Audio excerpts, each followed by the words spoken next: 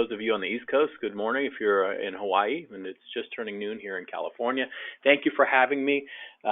Yes, as Mike just described, I do labor and employment. I'm a equity partner with Best and Krieger in the Labor and Employment Practice Group, representing both public and private entities, including clubs, trying to navigate through the myriad of employment-related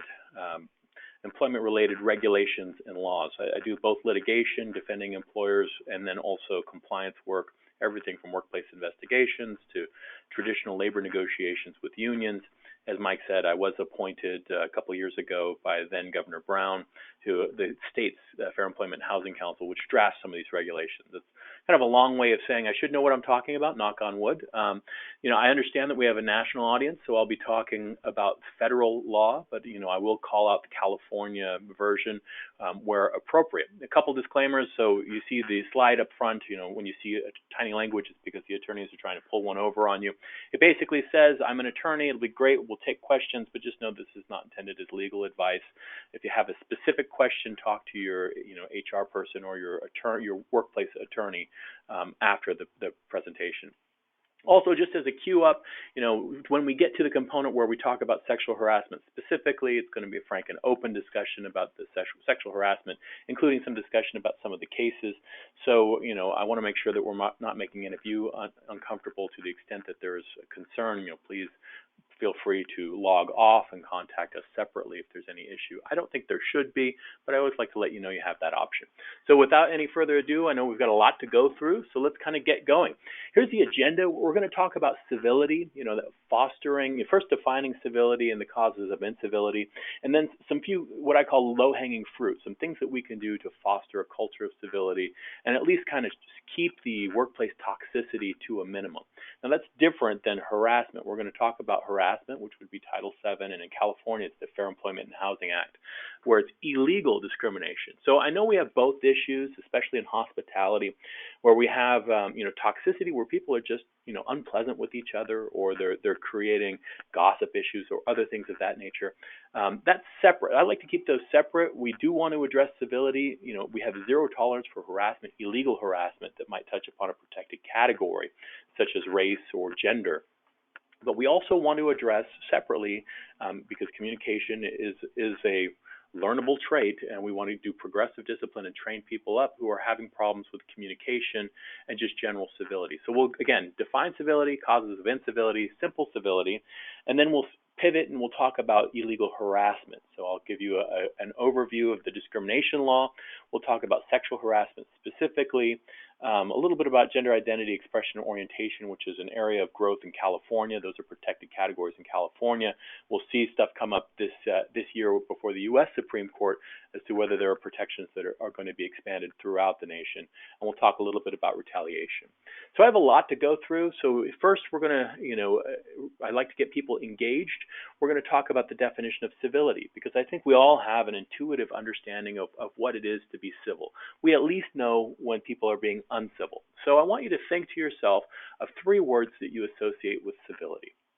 And this being a webinar, it's a little bit difficult for me to just pick on people and say, hey, you, what are your thoughts? I'll throw a couple out there. Usually the words I see that come to mind for almost everyone: politeness, respect, empathy, understanding. These are words that I think most people associate with civility. And please think of your own. But let's go through some of the more formal definitions when we talk about civility. So here's from the Fall of the Public Man. Civility is that which protects people from each other and yet allows them to enjoy each other's company.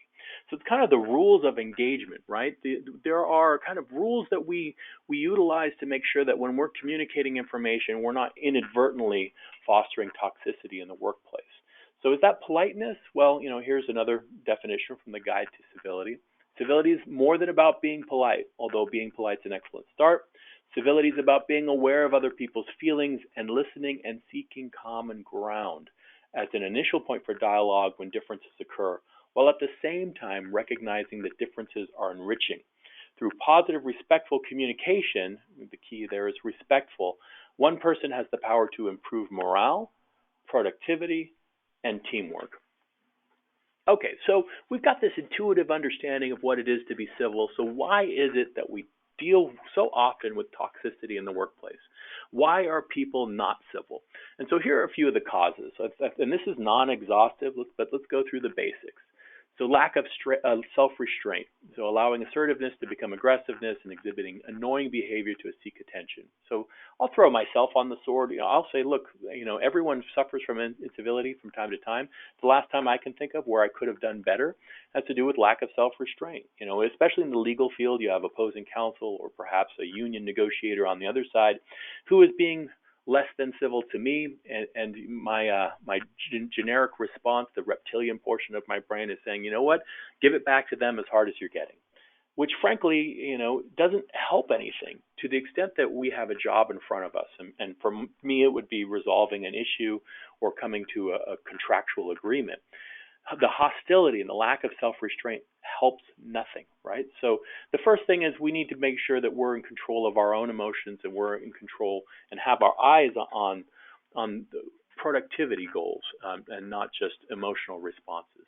Another one would be anonymity. So, frequently people aren't wearing a name tag, or for instance, it's a first name only, and you pair anonymity with lack of self-restraint. People feel have less inhibition when they know they're not going to be held accountable, so they feel like it's okay for them to go out after people. And this is kind of echoed or amplified when we talk about phone or social media, where they don't think they're going to be held accountable. So that's another cause. Stress, both personal and work-related stress can create fatigue, frustration, and depression, all of which can readily be channeled at or aimed at individuals that we interact with on a daily basis. And the ironic part about this is frankly, we take it out on people who deserve it the least. So we spend a lot of time in the United States at the workplace. We're a hard-working culture, and we develop relationships with our coworkers. And frankly, the ones we're closest to are the ones that bear the brunt of our stressful days. Because you know what? They're our friends. They'll take it. Here's another one. And this one, I like to pick on millennials from time to time. I know that there are great millennials out there, but that sense of entitlement, I keep it real. Increasingly, we're the victim of those who believe each to his own, which leads to arrogant, self-centered, self-indulgent behavior. And so keep it real disrespectful, right? And what I'm not saying here is that there's nothing wrong with being authentic. So authenticity is something different than a sense of entitlement, right? So you can be authentic while still presenting things in a respectful manner. So keeping it real doesn't mean that I can go ahead and treat people poorly because, that's my base instinct. Okay, so here's another tickle the gray matter. What are other causes for incivility in the workplace? So I want you to think to yourself, and there are quite a few. So having done quite a number, I'm a certified workplace investigator. I get called in from time to time to do workplace investigations. Here's a few that I've seen. Ego, right? So sometimes there are individuals who cannot receive constructive criticism without becoming hostile in response. So I've seen that. Another one would be jealousy. So I know that there are cases where, for instance, maybe even an entire department feels as though they're not getting the level of attention or the respect that they deserve in the eyes of upper management. These are causes of incivility. They're perception issues, and I'm sure you can think of others. Okay, so what are we going to do about this? We understand, that it's important to have civility. We understand where incivility comes from. Well, if we're going to do anything about it, let's start with this premise, that most incivility in the workplace is unintentional, right? There are very few sociopaths out there that wake up in the morning saying, I'm going to make life miserable for everyone. So if it's unintentional, then there are things we can do. There's self-analysis that we can do, and there's ways that we can change our actions that can actually minimize incivility and foster a culture of civility. So let's kind of go through some. So let's start with this. Here's the big one. Civility is all about communication, and that's how we say things, how we hear things, and the actions we take as a consequence of that exchange. How your message is heard depends in large part not on what you say, but how you say it, and that's called paraverbal communication. So when I do workplace investigations, it's fairly frequently the case where someone will say, this is hostile or there's something wrong with this action, and then I'll write down the sentence, and there's really nothing wrong with it. The person said I was late, and they're saying, Well, that doesn't seem wrong. Well, no, it's how they said it, right? The stink on the language, the intonation, the pitch, the volume, the emphasis, and pacing. I would add to that physical posturing. When I do workplace investigations, I ask, was there a threatening posture? Was there anything that was perceived as a threat to violence? But intonation, pitch, volume, emphasis, pacing, that all changes how you interpret things. So instead of saying, you were late, the difference may be you are late, which obviously has a different meaning. So here's an example, and so you'll have to bear with me. I'm not an actor, but here's 5 versions of the same sentence that I think where the meaning is entirely changed based on the emphasis. So I'm going to go through them, and I think it'll be obvious. So I didn't know you wanted to be on this team. I didn't know you wanted to be on this team. I didn't know you wanted to be on this team. I didn't know you wanted to be on this team. And I didn't know you wanted to be on this team. So all the same sentence, all different meanings imparted by the paraverbal communication. So as a first level of analysis, we should be cognizant of how we are saying the paraverbal communication, how we are saying the things that we are trying to convey. As much of 80% of the message that we send or receive comes from nonverbal communication. And why do we care? So this is from the Cost of Bad Behavior. 96% of employees report that they've been the recipient of incivility at work. 60% of employees report that they're stressed by the uncivil behavior of bosses or coworkers. 50% of employees are afraid to say anything about incivility due to anxiety about repercussions. And here's the kicker. So there's multiple studies, but it's as high as 94% of employees have gotten even with coworkers or the organization due to unresolved issues around incivility. So this is a big issue. If your state is anything like mine, I keep seeing more and more claims, especially with the younger generation entering the workforce, about toxicity in the workplace, civility issues, and oftentimes they're even couched in terms of harassment because they don't understand the difference between someone who's uncivil and someone who's engaged in harassing or illegal behavior under Title VII. We'll talk about Title VII later on in this presentation. So why do we care? Why is it important for us to make sure that we don't have a toxic workplace, that we're engaging civilly? Well, employees, how are they reacting to it? Well, consciously or unconsciously, they react to the hurt with a number of things. So lower productivity, that's that person who clocks in but then checks out mentally. Higher absenteeism. So as a side note, I'll say as my role with the state agency here in California, we track the level of suits for the different areas of discrimination. The highest rate in the last 3 years has been disability discrimination. From my perspective, it seems like a very common scenario is where individuals cannot get along, so supervisor and subordinate have hostility with each other, and then the subordinate, usually in light of pending discipline, gets a doctor's note, claims stress, starts triggering FMLA, medical leave issues, and then anything that happens after that is couched in terms of disability discrimination or leave retaliation. I see that quite frequently. That's higher absenteeism. So that's coming in. Reduced engagement, loss of respect for the enablers, and we'll talk about what that is, or worst case scenario, leaving the job. And leaving the job has an impact. So I'll tell you places that have a toxic workplace where it's not being addressed by the employer. You have a high churn rate because people, especially this younger generation, will not put up with it. And most won't sue. They'll just brush up their resume. They'll go to the next place of employment. And there is a cost associated with training individuals up from a new hire to a place where they're a fully functioning member of your team. Not to mention the loss of institutional knowledge and product quality or service quality because you're not maintaining individuals. So there's a significant reason why we should care about civility. So who are the enablers? There's supervisors who turn a blind eye. They just walk away from it. Managers who don't model civil behavior. Organizations that don't actively promote civility as a core value. So now let's kind of go through and let's talk about what we can do, the low-hanging fruit, the things that we can do to kind of demonstrate respect and foster a culture of civility. And I think these things are very easy. So the first one, say good morning to each of your coworkers each day. And I'm not trying to be Pollyannish. I don't think you need to go in, good morning, everybody. But I will say it does make a difference. So I'll use myself as an example. I'm naturally more of an introvert. My inclination is in the morning to go directly to my desk, start working on whatever I have to work on. So, but what am I unintentionally doing? Unintentionally, I'm walking by other attorneys and paralegals, all my coworkers. And their interpretation is, you know what, Joe doesn't care. Joe doesn't care about my day or how I'm doing, and that's not what I want to convey. Making a very slight change. In other words, it doesn't take much for me in the morning to say, good morning, how was your weekend? Good morning, how are things? Changes the dynamic entirely, right? So now they say good morning to me. We have more interactions. I'm not perceived as someone who is not interested in their happiness, if that makes sense.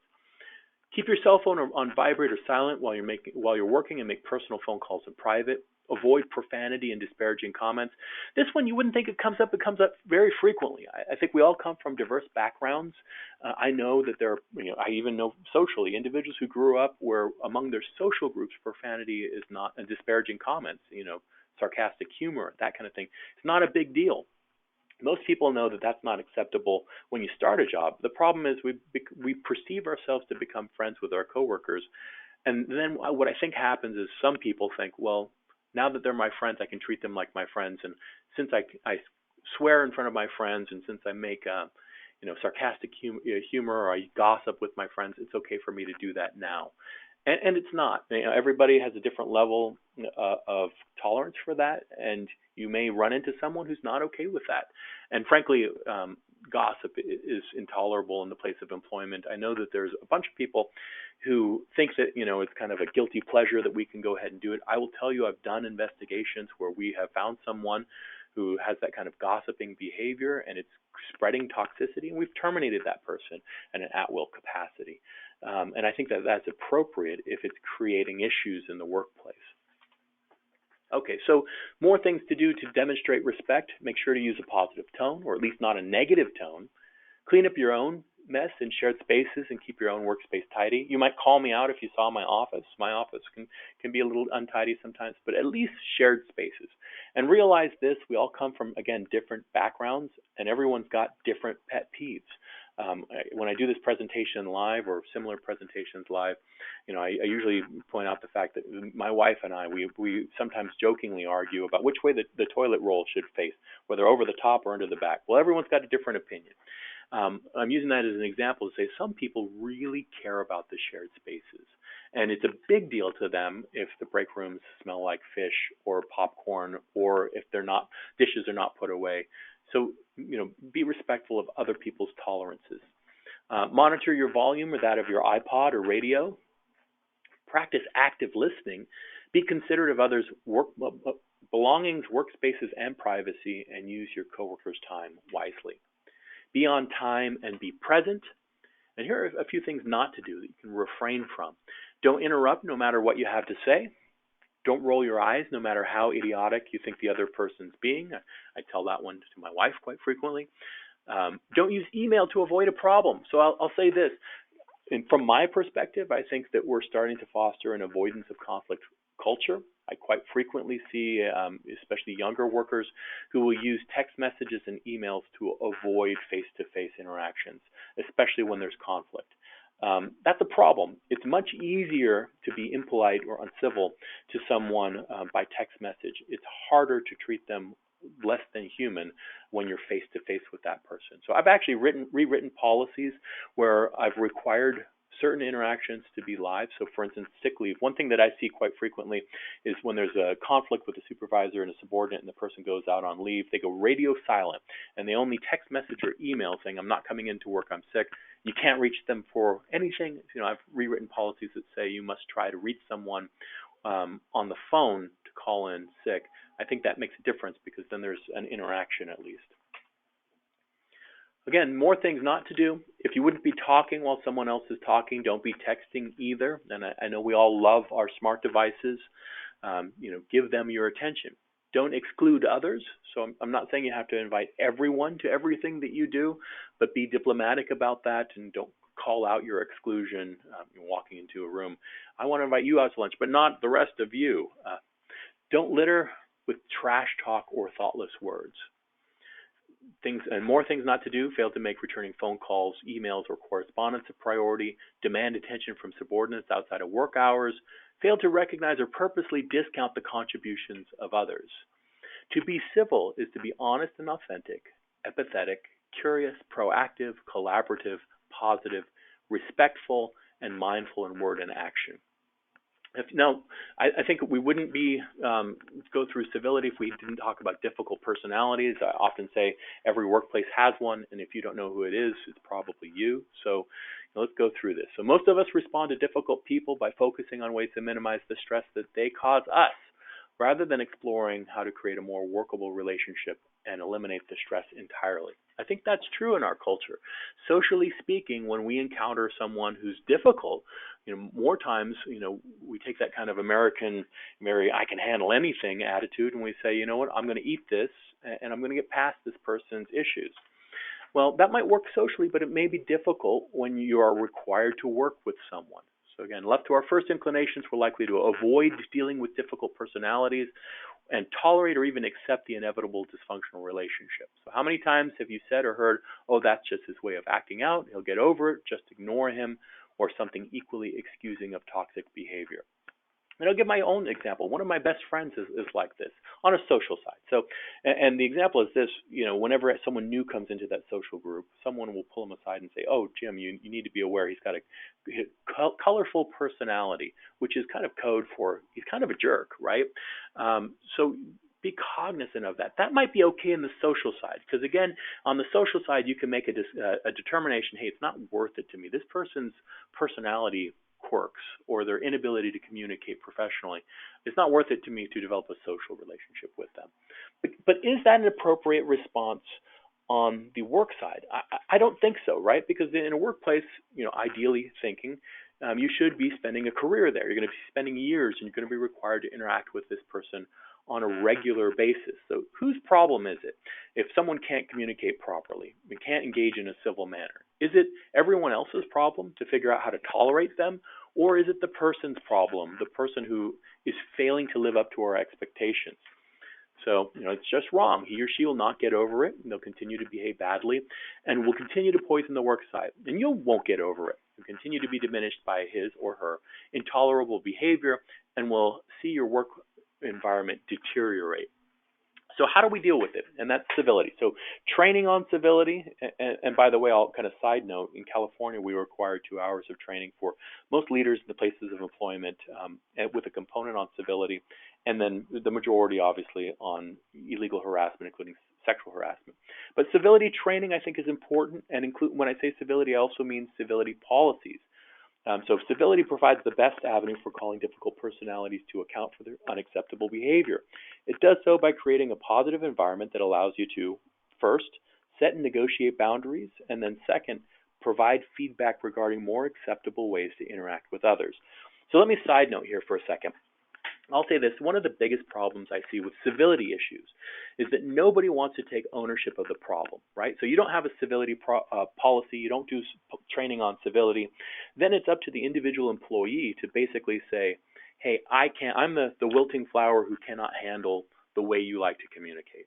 And I don't think that's a fair place to put the employee. So if you've got training and you've got a policy and you set expectations, right?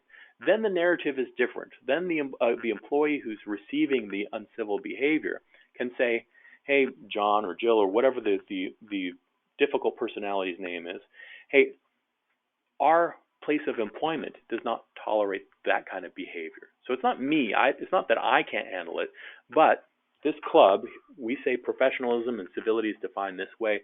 We don't accept, for instance, profanity, and so I would prefer that you stop using profanity when you're interacting with me. See, that sets and negotiates the boundaries, and then to the extent the person can't meet those standards that are articulated, then we deal with it the way we deal with all performance deficiencies. So performance improvement plans, write-ups, suspensions, maybe even a termination if they can't do it. But I think that's progressive discipline. We want to train people into communicating properly. I'll say this as another side note, and I think this is absolutely true. Across the United States, I think what we do, which I think is a problem, is we age people into leadership roles. In other words, you were a great, table server for 10 years. Now I'm going to make you supervisor, without any thought at all whether that person has leadership or communication skills. And we don't train them or give them that background to say, here's how I lead others. And unfortunately, I think some people default to the only leadership they can think of, which sometimes is that aggressive coach that feels comfortable spitting in people's face. I call it the Vince Lombardi style of leadership. You better do this, which may be perceived as hostile or uncivil by others. Okay, so be the change you want to see in others. So that completes our civility component. I know I'm going through very quickly. Hopefully I'm not going too fast for you. So now let's kind of talk about sexual harassment, specifically in the METOO era. And we're going to talk about the discrimination law generally, and then we're going to talk specifically, and I'm going to give you easy to remember tests to determine whether what you're seeing might be sexual harassment, illegal sexual harassment, as opposed to a civility issue. So first, when I do this presentation live, I talk about METOO. So I want to make sure everyone understands what hashtag METOO is. First of all, hashtag is used in social media platforms, computer platforms, to link subjects. So for instance, if you were typing a social media post about sexual harassment and you hashtagged #MeToo, you're linking it to all those others that were hashtagged #MeToo. So, and where did that come from? Why is that a thing? So in 2017 or so, in the United States, there were a number of high-profile sexual harassment allegations and claims that came up. So Bill O'Reilly, Bill Cosby, Harvey Weinstein, etc. And there were people who were commenting back and forth.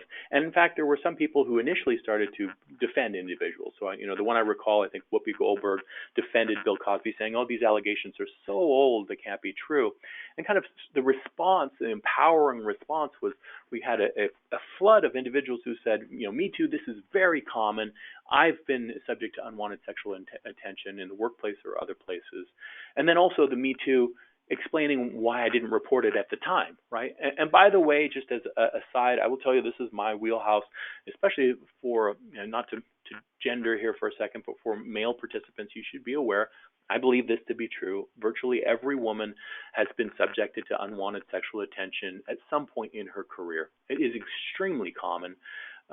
And so I think it's warranted. And there are real societal pressures that keep individuals from reporting unwanted sexual attention and sexual harassment. So we'll talk a little bit about that as this goes forward. Okay, so let's talk about the general principles. So under Title VII, it's Title VII of the Civil Rights Act is the federal law. And just so you know, for California, which is more my wheelhouse, we have what we call the California Fair Employment and Housing Act, which governs civil rights and civil discrimination, both in employment and in housing. But it embodies the same principles.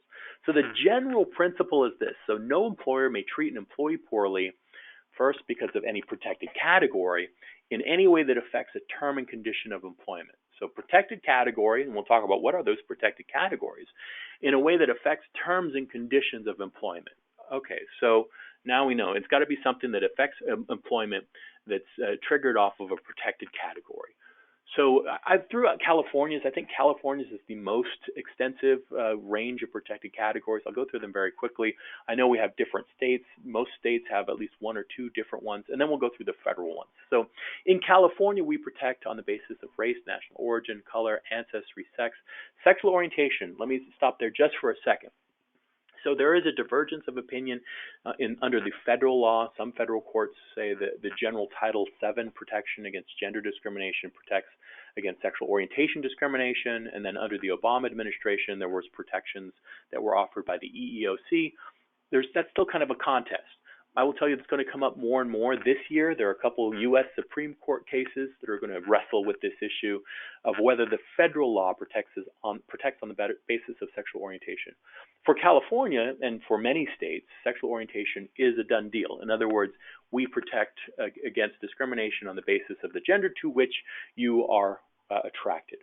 And then we added in California in 2017 gender identity and expression, which is different than orientation. So orientation is the gender to which you are attracted. Gender identity is, hey, regardless of your biological birth gender, how do you identify internally? How do you express externally? We also protect on the basis of age, and that's older workers, so 40 and older. Physical or mental disability, religious creed, medical condition, marital status is a protected category in California. That's different than a lot of other places. And veteran status. For contrast, so here's the federal protections, and we cite the laws there as well. So age, 40 and older, and that's the Age Discrimination and Employment Act, or ADEA. Race, color, national origin are all Title VII of the Civil Rights Act. And then we have gender. So we have that's protected under Title VII of the Civil Rights Act, but also the Equal Pay Act. And most states have a version of that, which says you can't pay women less than men for the same job. Or in California, we've actually kind of supercharged that, so even a substantially similar job is subject to our Equal Pay Act. Religion is Title VII, and then mental or physical disability is the ADA, or Americans with Disabilities Act. Okay, so now we kind of know the protected categories. But remember, it's got to be something negatively affecting a term and condition of employment that hinges on a protected category. Those two things before we're under the umbrella of the discrimination laws. So what are terms and conditions of employment? Well, they're just basically anything that, for instance, we might go into an employment contract. That would be hours, pay, physical setting, geographic location, benefits. But then we'd add on to that the work environment. So a question I oftentimes get, especially from rank and file, is, hey, I understand how my boss might be able to discriminate against me for a protected category, for instance, race, gender, etc. But what about my coworkers? How can they discriminate against me? Well, that would be the catch-all, the work environment. But remember, it's really got to affect a term and condition of employment. It can't be incidental. It's got to rise to a level where it's really affecting employment. Okay, so we're going to side note here for a second, and this is designed to get you thinking, and to the extent you have questions, I wanted to talk about the prevalence of METOO. And there are a number of reasons why sexual harassment is very prevalent in the workforce. I took one that I thought was somewhat entertaining, and this is the theory of Joe, so please feel free to disagree if that's what you want. But I put one of the reasons that I thought was entertaining, designed to spur thought and talk about this. So one reason that I think sexual harassment may be prevalent in the workplace, I threw this out there: cultural acceptance of predatory behavior. So let's talk about this for a second, and it's designed to be entertaining to a certain extent. Up here, I threw a meme of Barney Stinson from How I Met Your Mother, which is a great show, by the way. I love the show. And you can watch it, but most people who are adults watch a show like that, and we have what we call suspension of disbelief, which means when we watch a romantic comedy or a sitcom, and we're seeing characters, we know that that's not real life.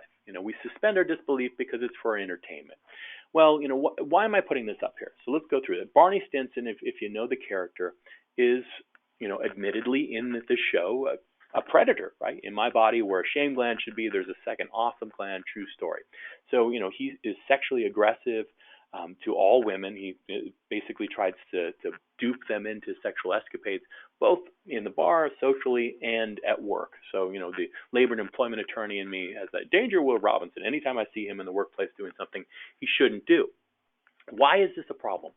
Well, the problem is this: he's a protagonist in the show, which means we're designed to, or intended to, like him. Not only that, but there are several strong, intelligent female characters that see what he does and give him a pass. Not only give him a pass, but value him and think that everything he's doing is fine. I mean, even if they kind of give him a snide look when he's acting inappropriately, they give him a pass. So, what is the takeaway from someone who doesn't have that emotional IQ, who is not gleaning to emotional intelligence, isn't understanding suspension of disbelief? The takeaway may be, and I think it is sometimes, I can do this if I'm attractive, charismatic, and funny, like they are on TV, I can engage in predatory or hypersexual behavior in the workplace. I think that that's true. And I don't think that this is the only one. So, I see romantic comedies very frequently. This character is very common, and this is not even the only sitcom. So this next one is going to show you how old I am. You do recall Friends. So here's another character. So we have Joey here. I look a woman up and down. I say, hey, how you doing? So Joey is very similar to Barney Stinson. In the show, he is very aggressive sexually. I remember episodes where he's on the set of his soap opera. So it's a place of employment, set of his soap opera, being slapped by interns that he's taken advantage of.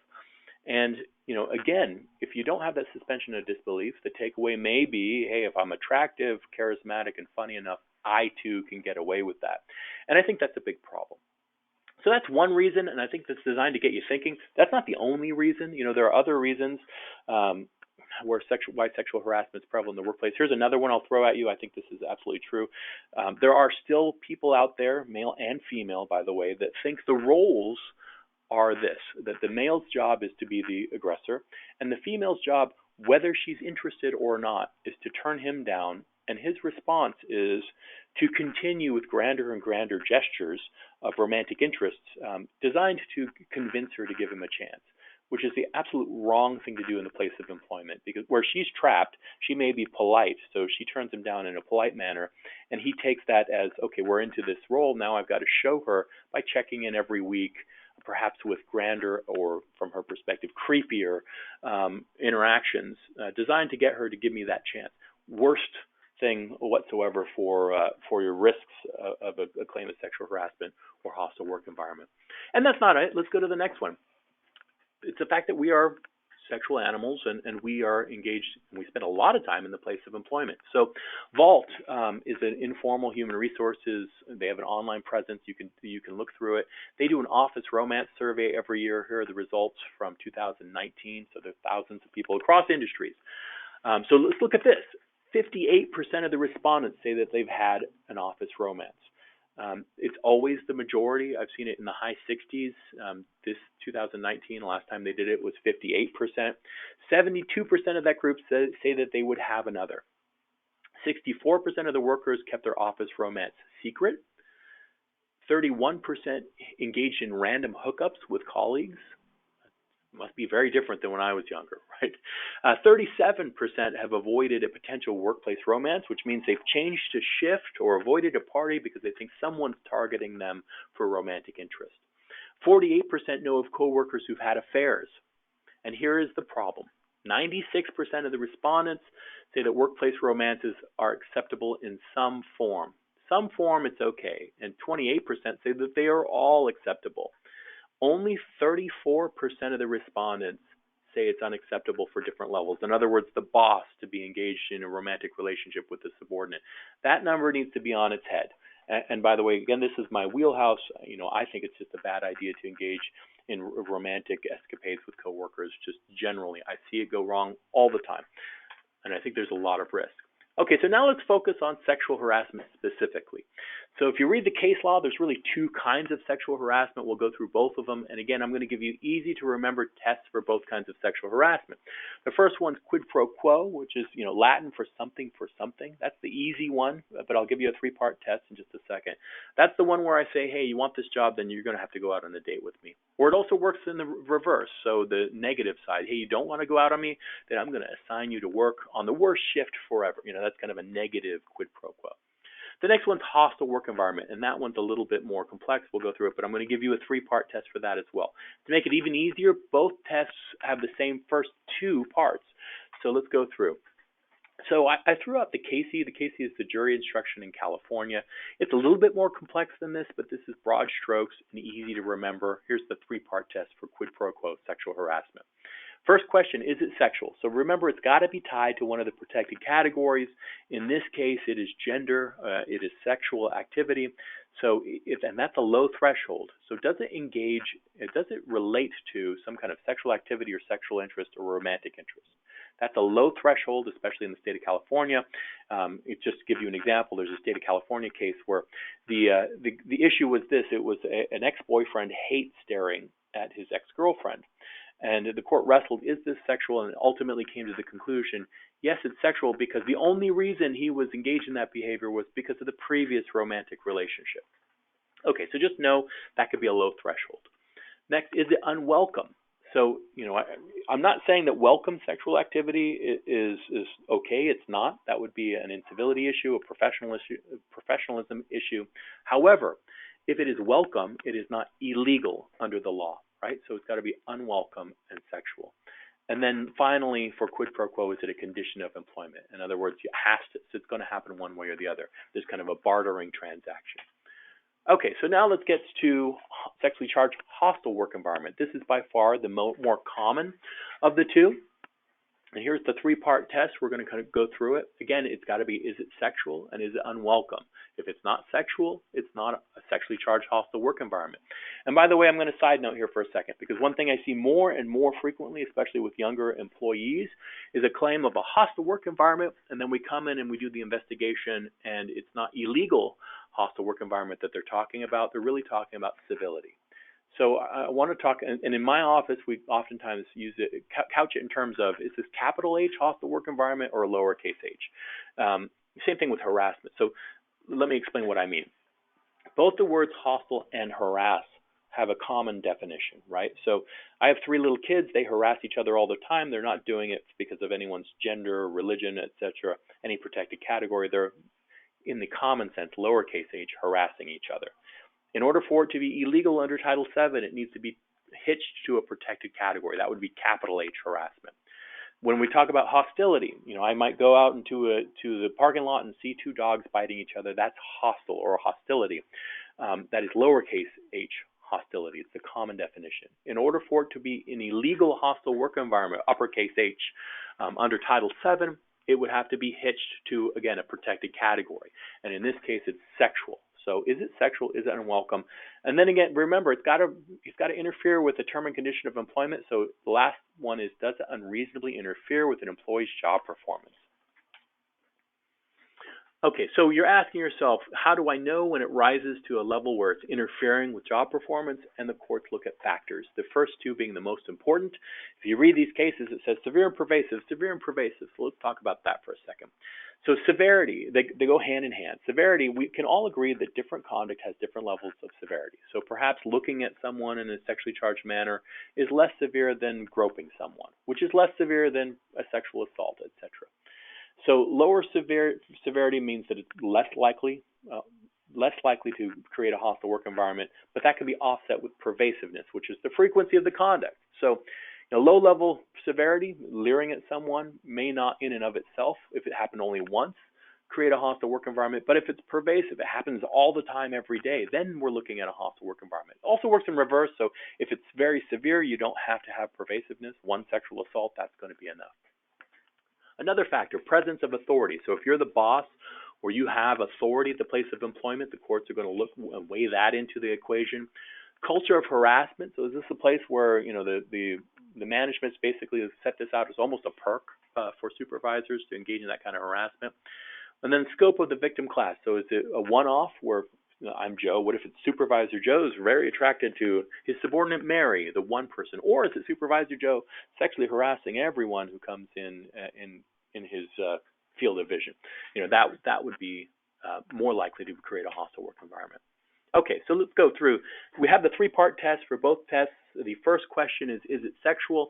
I don't train you on that. You know sex when you see it, and that's what the courts basically say. So let's go to the next one. I'm going to give you a sub-test, because sometimes we get confused as to whether the conduct is welcome or unwelcome. So here's an easy to remember test. It's from Henson versus the City of Dundee, 11th Circuit.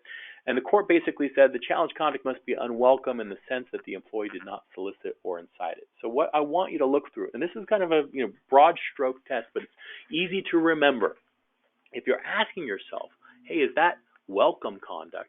Look for solicitation or inciting behavior. So solicitation is what? The person who knocks on your door and says, hey, would you like to do this? And if you do it, it's going to be very difficult for that person to say, oh, that's unwelcome. So bad example here. Imagine me, Supervisor Joe. I went out with my subordinate Mary, and then the next day she emails me and she says, I had such a great time. I really enjoyed our goodnight kiss. I'd like to pick it up where we left off tonight after work. That's a solicitation. Now, it would never happen, but imagine that it did. Would she, if that kiss occurred, be able to thereafter say, oh, it was unwelcome? It would be very difficult for her to do that, right? Very difficult for her to do that. So solicitation is good evidence that the behavior is welcome. Now, we don't see that very frequently. It's not considered romantic in our culture to solicit romantic attention. What we see more often is inciting behavior. In other words, behavior designed to elicit a similar or like response. Now, this becomes a little bit more nuanced, right? Because sure, if I hug person A hugs person B, then it's pretty good evidence that a hug back from person B would be welcome. But a hug from person A is not good evidence that a sexual assault from person B back is welcome. Do you see what I'm saying? So it has to be like response. Okay, so here's a couple of tests we can use to kind of use these tools. We're looking for solicitation or inciting behavior. So first bullet point, Ken likes to make the that's what she said jokes every day, creating a sexual innuendo anytime anyone discusses a hard task. He thinks everyone loves his jokes. His subordinate Bill files a complaint against Ken after he gets written up for excessive tardies. So let's look at this. So is it a welcome or unwelcome? So again, we're looking for solicitation or inciting behavior. First, is there a solicitation? No, right? There's no solicitation, at least not that we see in this fact pattern. What about an inciting behavior? Is Bill saying similar jokes back? And the answer is no. So my starting point with this one would be likely unwelcome, right? So now let's contrast that. We're looking at the next one here. Joey alleges his manager, Shane, created a hostile work environment by constantly joking that Joey is gay for his best friend and coworker, Jim. On several occasions, Joey joked that Shane was also gay for their department head.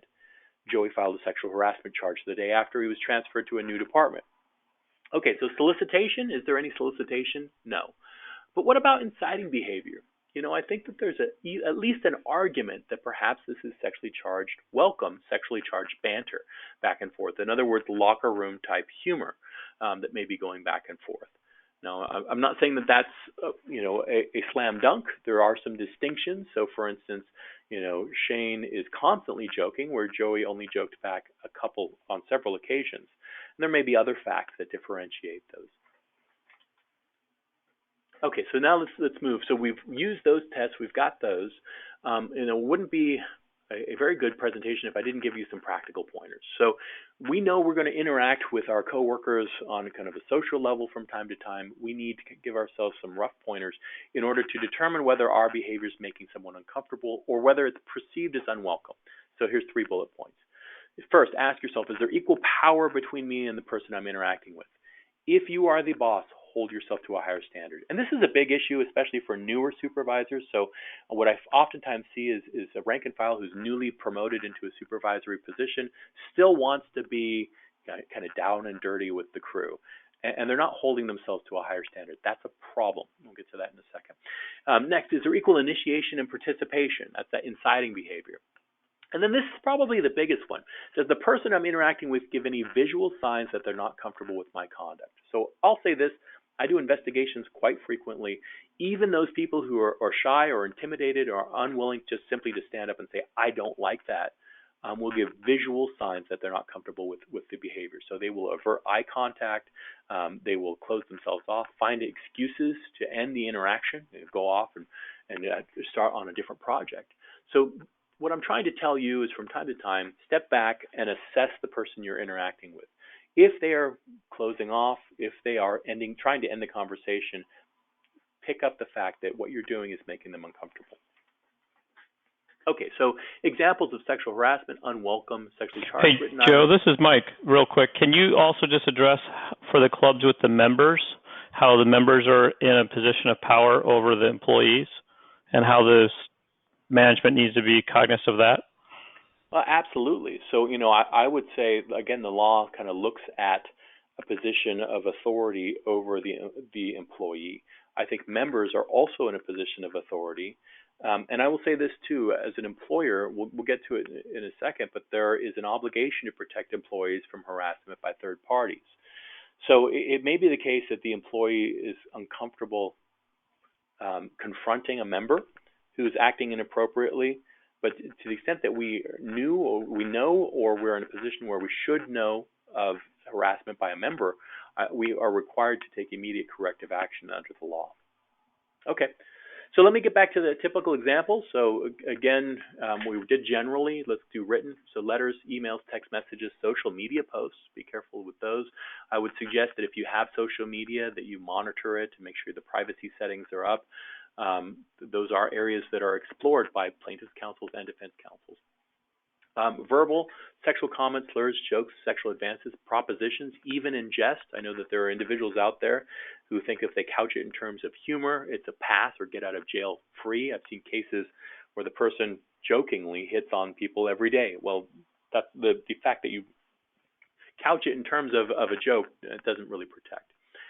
Leering, hate stares, gestures, displays, pictures, cartoons, or graffiti. Unwelcome touching. So let me take a side note and say this. The only workplace touching I will sign off on, and this is a conservative stance, is the one hand, two count handshake, the 1, 2, one hand. Why is that? Because I've seen cases where other forms of touching are construed differently. So the example I give quite frequently is the workplace hug. Almost everybody, there's always a hugger in every place of employment. I've seen litigation over a hug where a manager is couching a hug one way and the subordinate is saying that there was more sexual intent.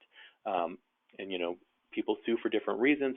But then again, on the other side, I do know that there are, especially young guys who are not brave enough to simply express interest, sometimes may take a platonic hug and push it to convey a message, right? Like, I'm just going to let this linger and my hand may go somewhere it shouldn't. And if she calls me out on it, then I will just say, oh, no, it was a platonic hug. I don't like that. I think it's too risky. My take is just avoid the perception one way or the other, and avoid the hugs if possible. Massages, please tell me nobody's rubbing anybody else down in the place of employment unless they're a certified masseuse with a table. Blocking movement, you wouldn't think that comes up, but it actually does. So you have, a consensual workplace romance that falls apart, and the male perhaps is blocking movement. Wait, I want to talk to you. And he's adding evidence of sexual harassment, perhaps a secondary cause for false imprisonment. Okay, so expressing interest in a coworker, it's not illegal to express romantic interest before being informed that the interest is unwelcome. It's continuing to express interest that can create a hostile work environment. Again, we mentioned this, so harassment by third parties, that would be harassment by customers, clients, vendors, so customers would be the members. What's our obligation? The employer must take immediate corrective action once it knows or should have known. So what does should have known mean? It means that a responsible supervisor doing his or her job would have known. You don't get a pass for turning a willful blind eye. And so if you see or experience harassment, you must report it. Make certain the person is aware that the conduct is unwelcome. Discuss it with the other employees. Don't discuss it with the other employees, and be familiar with and follow your anti-harassment policy. We do investigate. All employers should investigate claims of sexual harassment. That means they'll ask questions, potentially ask you to put your report in writing, interview the witnesses, interview the alleged harasser, review the relevant records, and advise you of the results of the investigation. If you are interviewed, be open, honest, and specific. Answer questions thoroughly. Ask questions, but remember that personnel matters are confidential. Do not form opinions based on the questions. Don't discuss the investigation with others, and don't let your personal feelings stop you from doing what's right. The typical provisions in anti-harassment policies include, but are not limited to, the definition of harassment, statement of zero tolerance, a list of all the relevant applicable protected categories, a statement regarding who's covered, a description of the reporting procedure, and what the company will do upon receipt of the complaint.